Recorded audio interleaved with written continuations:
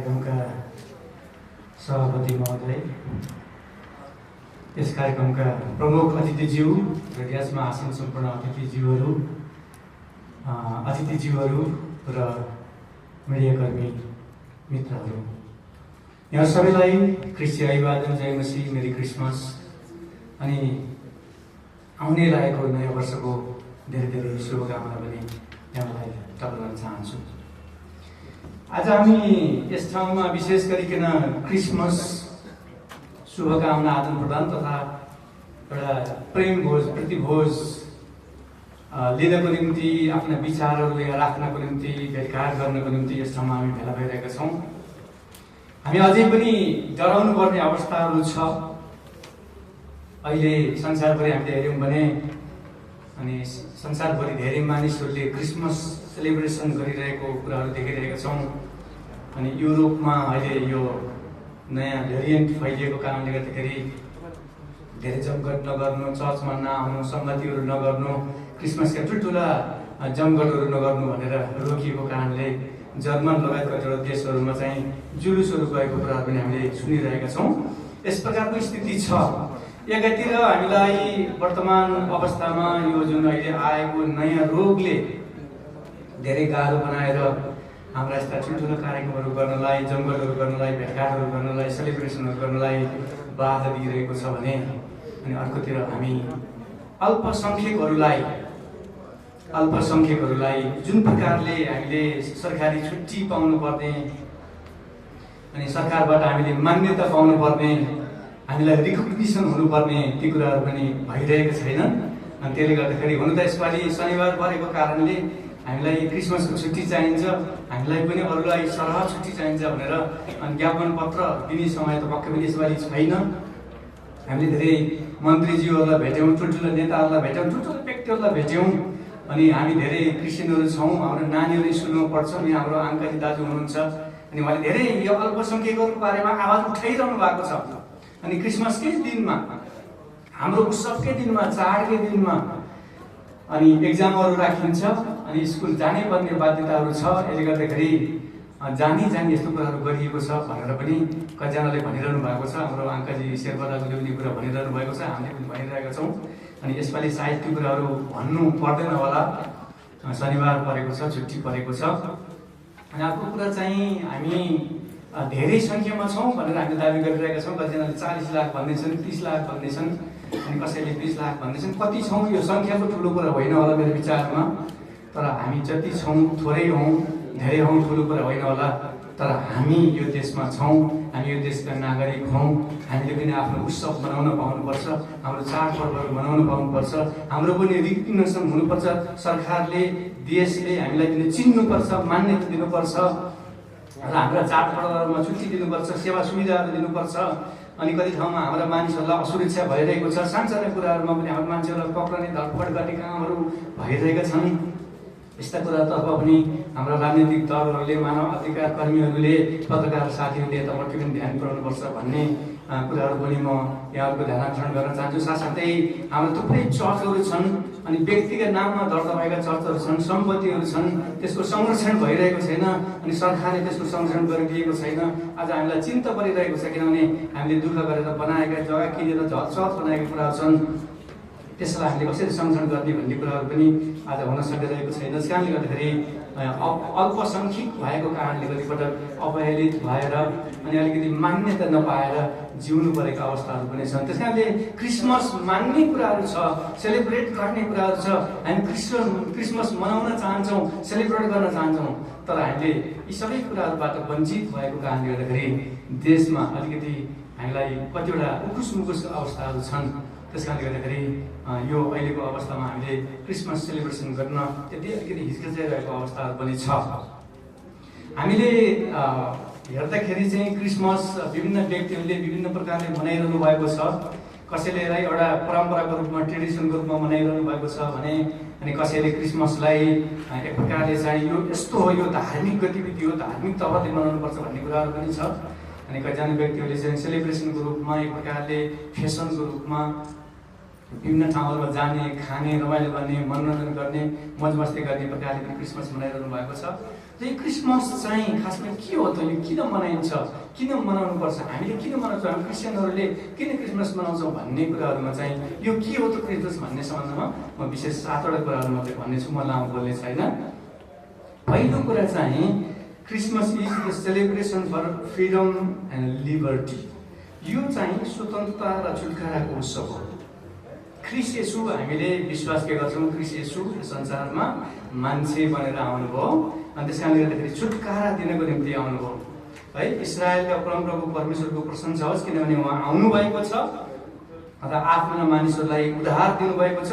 उहाँले हाम्रो निम्ति आफ्ना दास दाउदको वंशमा एक शक्तिशाली मुक्तिदाता खडा गर्नुभएको छ भन्ने कुरा त्यहाँ गरिएको छ। अनि गलाती 5:1 लेखेको हुन्छ, स्वतन्त्रताको निम्ति ख्रिस्टले हामीलाई स्वतन्त्र पार्नु भएको छ, त्यसकारण दरा भएर खडा हो र फेरि दासत्वको जुवा मुनि नपर भनेर त्यहाँ फ्रिडमको कुराकानी गरिएको छ। त्यस कारणले यो चाहिँ क्रिसमस चाहिँ यो चाहिँ सेलिब्रेसनको एउटा उत्सव हो, के अरे एकदमै फ्रिडम र विशेष लिबर्टीको एक प्रकारको उत्सव हो। हामी स्वतन्त्र भयौँ, स्वतन्त्र पायौँ भनेर त्यस प्रकारले हामीले उत्सव मनाउने कुराहरू हो। अनि अर्को चाहिँ Christmas is the celebration for gift and giving. अघि यहाँनिर विभिन्न वक्ताहरूले भनिसक्नु भएको छ, उहाँले बोलिसक्नु भएको छ। ख्रिस्ट येशूको आगमनको बारेमा पनि धेरै कुराहरू हामीले सुनिसकेका छौँ। जसै उहाँ यस संसारमा आउनुभयो, हामीले के विश्वास गर्छौँ भन्दाखेरि उहाँ एज अ गिफ्ट आउनुभयो, मानिसहरूको निम्ति एउटा उपहारको रूपमा आउनुभयो।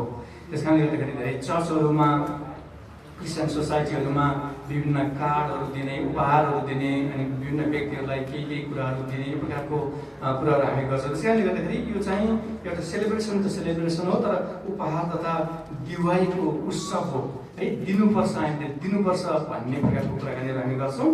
अनि हामीले बाइबलमा हेर्दाखेरि थुप्रै ठाउँहरूमा सित्तैमा पायौँ, हामीले सित्तैमा दिनुपर्छ भन्ने कुराहरू त्यहाँ गरिएको छ। अनि त्यस कारणले गर्दाखेरि अनि उहाँ हाम्रो निम्ति आउनुभएको थियो, हामीलाई स्वतन्त्र गराउन आउनुभएको थियो, हामीलाई एउटा उपहार दिएर आउनुभएको थियो, मुक्तिदाताको रूपमा आउनुभएको थियो। अनि त्यस कारणले गर्दाखेरि चाहिँ यो उपहार तथा दिने कुराको उत्सव हो भनेर पनि हामीले मनाउने गर्छौँ। अनि अर्को कुरा चाहिँ Christmas is the celebration for love and grace. यो चाहिँ प्रेम तथा अनुग्रहको उत्सव हो भनेर पनि हामी मनाउने गर्छौँ। अनि जसरी ख्रिस्ट येशूले, हामी अघि यहाँ वक्ताले एकजनाले भन्दै हुनुहुन्थ्यो होइन, ख्रिस्ट येशू चाहिँ परमेश्वरको तर्फबाट एउटा उपहारको रूपमा यस संसारमा आउनुभयो अनि उहाँबाट यो संसार बाँचोस् भनेर आउनुभयो, मानिसले उद्धार मुक्ति पाउन् भनेर आउनुभयो। त्यस कारणले हामी त्यो रूपमा विश्वास गर्छौँ। अनि त्यस कारणले गर्दाखेरि यो क्रिसमस चाहिँ हाम्रो निम्ति चाहिँ एउटा प्रेमको अनि अर्को अनुग्रहको उत्सव पनि हो भनेर चाहिँ हामी मनाउने गर्छौँ। र हामीले बाइबलमा धर्मशास्त्रमा हेर्दाखेरि पनि त्यही कुरा लेखिएको छ, किनभने परमेश्वरले संसारलाई यस्तो प्रेम गर्नुभयो कि उहाँले आफ्नो एकमात्र पुत्र दिनुभयो ताकि उहाँमाथि विश्वास गर्ने कोही पनि नाश नहोस् तर त्यसले अनन्त जीवन पाओस्। त्यस कारणले त्यो प्रेम, त्यो अनन्तको प्रेम हामीले प्राप्त गरेको कारणले गर्दाखेरि हामीले पनि सारा मानवहरूलाई, सारा संसारका मानिसहरूलाई चाहिँ प्रेम गर्नुपर्छ अनि त्यो प्रेम हामीले पनि बाँड्नुपर्छ भन्ने प्रकारले हामीले यसरी क्रिसमसलाई उत्सवको रूपमा मनाउने गर्छौँ। अनि अर्को चाहिँ Christmas is the celebration for reunion and reconciliation. अनि यो चाहिँ पुनर्मिलन र मिलापको उत्सव पनि हो। परिवार मिल्ने, तपाईँले युरोप अमेरिकातिर हेर्नुभयो भने, अब एसियन कति देशहरूमा पनि, फिलिपिन्सतिर तपाईँले हेर्नुभयो भने, अनि जब कति ठाउँमा त सेप्टेम्बरबाट क्रिसमस सुरुवात हुन्छ। अनि जब यो क्रिसमसको बेलामा हाम्रो जस्तो ठुल्ठुलो भव्य कार्यक्रमहरू गर्ने चलन हुँदैन, उहाँहरू परिवारमा जानुहुन्छ, परिवारसँगै बसेर समय बिताउनुहुन्छ।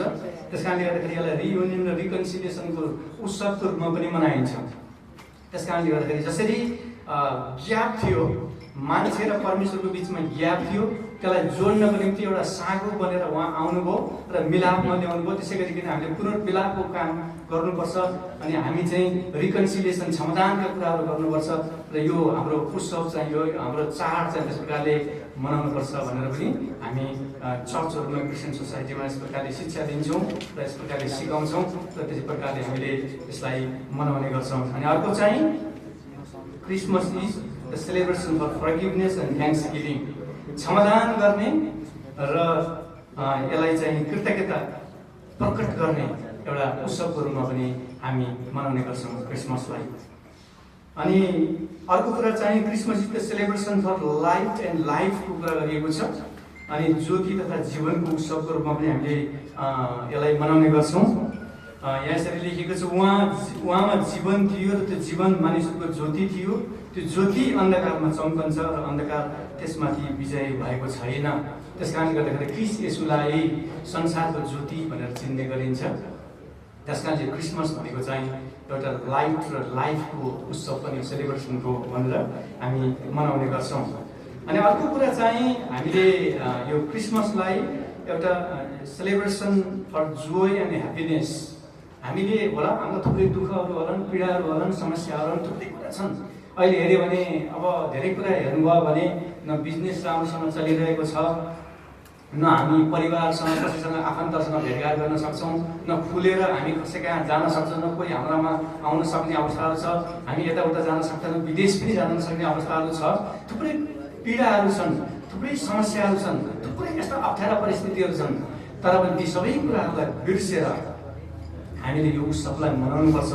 किनभने त्यहाँ यसरी लेखिएको छ जकरिया 9:9 हे सियोनकी छोरी खुब रमाऊ, हे यरुशलेमकी छोरी जोरसित कराऊ, हेर तिम्रा राजा तिमी कहाँ आउँदै हुनुहुन्छ, उहाँ धर्मात्मा र मुक्तिदाता हुनुहुन्छ, उहाँ भला हुनुहुन्छ र गधामाथि अर्थात् गधाको बच्चा एउटा बछेडामाथि सवार भएर आउँदै हुनुहुन्छ है। उहाँ अब एउटा राजाको रूपमा यो संसारको आत्मिक राजाको रूपमा उहाँ आउँदै हुनुहुन्छ। उहाँको आगमनको बारेमा कुराकानी गरिएको छ। त्यस कारणले कोही व्यक्ति आउँदैछ, कसैको आगमन हुँदैछ अनि त्यो व्यक्ति चाहिँ मुक्तिदाताको रूपमा आउँदैछ भनेदेखिलाई त्यो एउटा उत्सवको कुरा हो, खुसीको कुरा हो, रमाउने बेला हो। त्यस कारणले गर्दाखेरि हामीले यसलाई the Christmas is the celebration for joy and happiness, आनन्द खुसीको उत्सवको रूपमा हामी मनाउने गर्छौँ। हामीले लुका 2:10 र 11 पदमा हेर्दाखेरि त्यहाँ लेखिएको छ, नडराऊ, हेर म तिमीहरूलाई बडो आनन्दको सुसमाचार सुनाउँछु जो सबै मानिसहरूको निम्ति हुनेछ। अनि आज दाउदको सहरमा तिमीहरूको निम्ति एकजना मुक्तिदाताको जन्म भएको छ जो ख्रिस्ट प्रभु हुनुहुन्छ। अनि यस प्रकारले हामीले धर्मशास्त्रमा हेर्दाखेरि, चर्चहरूमा हेर्दाखेरि, क्रिस्चियन सोसाइटीमा हेर्दाखेरि अनि यस प्रकारले अनि विभिन्न प्रकारले यो सेलिब्रेसन मनाउने चलनहरू छ। अनि यसपालि हामी क्रिसमस मनाउँदैछौँ, खुल्ला रूपमा मनाउँदैछौँ। अनि फोहोर हामीले मनाउन पाएनौँ। अनि हुन त हामीलाई विगत दिनहरूमा हामीले मनाए तापनि अब सीमित रूपमा चर्चहरूभित्र अनि पर्खालभित्र हामीले मनायौँ। अनि हामीलाई सरकारबाट अनि बाहिरबाट सोसाइटीबाट त्यति मान्यता प्राप्त नदिएको जस्तो हामीले जावलाखेलमा ठुल्ठुला कार्यक्रमहरू पनि गऱ्यौँ। म आफै पनि संयोजक भएर हामीले 6-7 हजारको झुन्डमा हाम्रो कोइनिया चर्चको कार्यक्रम पनि गऱ्यौँ। धेरै मिडियाका साथीहरूलाई पनि बोलायौँ, उहाँहरू आउनुभयो, फोटोहरू खिच्नुभयो।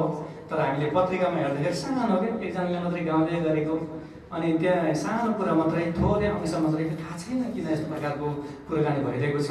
सायद हामी अल्पमतमा भएको कारणले, अल्पसङ्ख्यक भएकोले, के अरे सोसाइटीले अथवा सरकारले अथवा समाजले हामीलाई नस्वीकारेको कारणले यस्तो भएको थाहा छैन। हामी ठुलो ठुलो सङ्ख्यामा कार्यक्रमहरू गरिरहेका हुन्छौँ। कतिपटक हामीले जुन प्रकारको मान्यता पाउनुपर्ने, जुन प्रकारले सरकारबाट, समाजबाट अनि यो देशबाट जुन प्रकारले हामीले मान्यता पाउनुपर्ने कुराहरू त्यो पाइरहेका छैनौँ।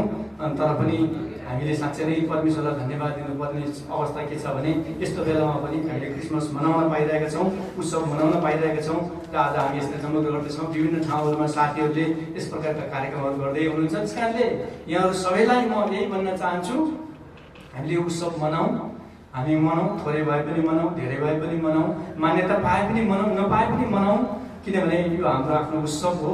यो हाम्रो हामीले जानेको कुरा, हामीले बुझेको कुरा, हाम्रो आफ्नो आस्था छ, हाम्रो आफ्नो विश्वास छ, आफ्नो आफ्नो मान्यताहरू छ।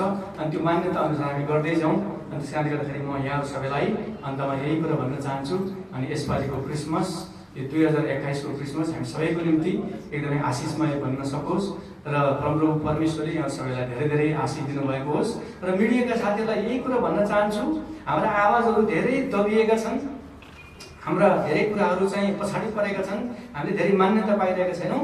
त्यस कारणले गर्दाखेरि हाम्रो हातमा कलम छ, हाम्रो हातमा क्यामेराहरू छन्। त्यस कारणले गर्दाखेरि यसलाई उजागर गर्ने कुराहरू, हामीले यसलाई समीक्षा गर्ने कुराहरू, अनि खोज पत्रकारिताको कुरालाई अगाडि बढाउने कामहरू गर्दै जाउँ र अनि अझ यस प्रकारले थुप्रै कार्यक्रमहरू गर्दै जाउँ भनेर यहाँहरूलाई भन्दै र मेरा केही शब्दहरू र क्रिसमस सन्देशलाई यहीँ राख्न चाहन्छु। हस्, धन्यवाद। धन्यवाद आदरणीय शेरबहादुर एसी सरलाई।